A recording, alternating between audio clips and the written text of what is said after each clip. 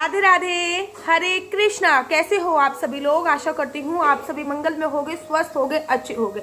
आज का विषय बहुत इंपॉर्टेंट है। कोई रिक्वेस्टेड वीडियो नहीं है, लेकिन अभी तक मैंने जितनी भी वीडियो बनाई है, सबसे इंपॉर्टेंट टॉपिक अगर मैं आपको कह सकती हूँ तो वो ये है। क्यों? इससे हमारी संस्कृति जागरूक होगी। क्यों? इससे हमारा जो यंग जनरेशन है, जो बात बात पे ताने दे देता है कि भगवान जी ऐसा करते थे, भगवान जी वैसा करते थे, तो उसका सारा समावेश आपको मिलने को इस वीडियो के माध्यम से आपके पास जवाब आ जाएगा। क्योंकि बहुत सारे लोगों को आपने कहता सुना होगा, अरे भगवान भी तो करते थे, हम कर रहे हैं तो क्या हो गया। तो चलो अधिक विलंब ना करते हुए प्रारंभ कर। लोग जब वाइन पीते हैं, मतलब दारू पीते हैं, मदिरा पीते हैं, तो वो लोग क्या बोलते हैं जब उनको कोई समझाता है कि भैया दारू नहीं पीनी चाहिए, अल्कोहल नहीं पीनी चाहिए, दारू, तो वो लोग क्या कहते हैं जो लोग नास्तिक होते हैं, अरे भगवान भी तो पीते थे, आप लोगों ने देखा नहीं? देवता लोग भी पीते थे, सोम रस का पान करते थे वो। तो आपके मन में भी बड़े कभी ये ख्याल नहीं आया कि क्या भगवान सोम रस का पान करते थे? क्या भगवान दारू पीते थे? क्या भगवान मदिरा पान करते थे? तो आपके मन में भी ये बहुत बार ख्याल आया होगा और आपके पास कोई आंसर नहीं होता होगा उस टाइम पे, और आप शांत रह जाते होंगे। लेकिन इस वीडियो के माध्यम से आपको इस सवाल का जवाब मिलने वाला है। सबसे पहले मैं आपको एक बात क्लियर कर दूं, सोम रस कोई नशीली वस्तु नहीं है, सोम रस कोई दारू नहीं है, सोम रस कोई मदिरा नहीं है, सोम रस किसी भी प्रकार का नशा नहीं करती है। सोम रस होता क्या है, आज पहले मैं वो बताऊंगी, और भगवान किस चीज का पान करते थे उसके बाद में ये बताऊंगी। सोम रस सोम नाम के पौधे से निकाला जाता था। तो सोम नाम का जो वृक्ष है, आज वो कहीं ना कहीं लुप्त हो गया है।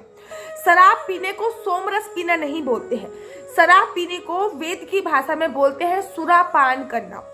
देखिए, सुरापान असुर करते थे, और ऋग्वेद में सुरापान को घृणा की दृष्टि से देखा जाता था। ऋग्वेद में साफ साफ मेंशन है कि जो सुरापान करते हैं वो असुरी प्रवृत्ति के लोग होते हैं। जो सुरापान करते हैं, सोम रस नहीं होता, वो सुरापान होता है। ऋग्वेद में इसका वर्णन है।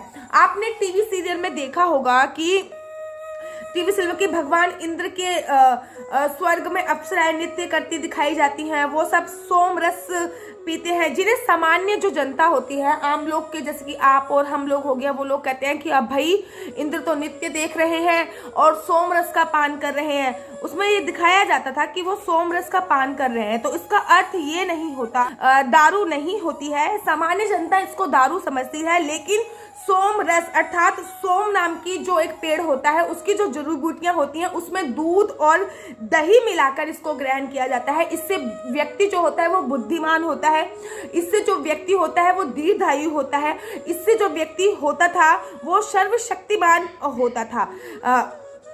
इनफैक्ट ऋग्वेद में तो यहाँ तक वर्णन आया है कि सबसे पहले जो यज्ञ होते थे, जो देवता लोग यज्ञ करते हैं, उसमें सबसे पहले सोम रस की ही आहुति दी जाती थी। अर्थात सोम नाम का जो पौधा होता था, उसमें से रस निकालकर उसमें दूध और दही मिलाकर उसकी आहुति सबसे पहले अग्नि देवता को दी जाती थी।